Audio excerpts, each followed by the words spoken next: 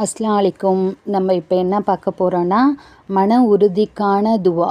இது மன உறுதிக்காக மட்டும் இல்லை, ஒரு விஷயத்தை நம்ம ஒருத்தவங்களுக்கு சொல்ல போகிறோம்னா, ஒரு விஷயம் நம்ம நல்லபடியாக செய்ய போகிறோன்னா, அதுக்கு முன்னாடி தைரியமாக பேசுகிறதுக்காகவும், தைரியமாக அந்த விஷயத்தை நம்ம ஒருத்தவங்களுக்கு சொல்கிறதுக்காகவும் முன்னாடி இந்த துவாவை ஓதலாம்.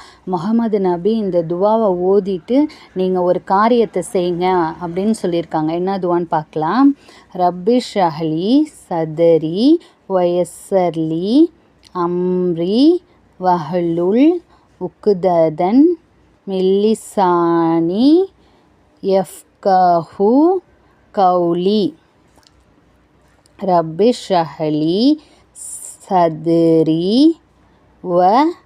வயஸ்ஸிர்லி அம்ரி வஹ்லுல் உக்ததன் மின் லிசானி யஃப்கஹு கௌலி.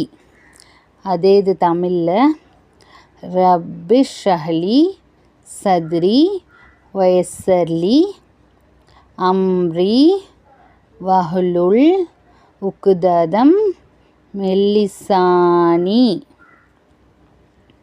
யஃப்கஹு கௌலி.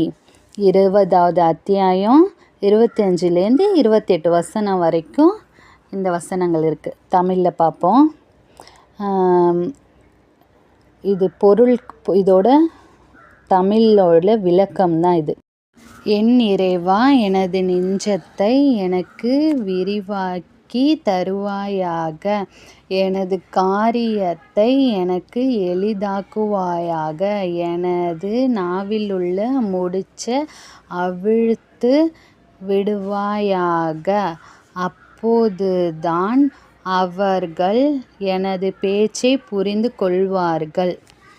இது நம்ம ஒரு விஷயத்தை ஒருத்தவங்களுக்கு சொல்கிறதுக்கு போகிறோம் அப்படின்னா, இந்த துவாவை ஓதிட்டு நம்ம சொல்லலாம். நம்ம ஒரு நம்ம தடுமாறி ஒரு விஷயத்தை பேசக்கூடியவங்களாக இருந்தோன்னா நம்ம இந்த துவாவை அதிகமாக பயன்படுத்தலாம்.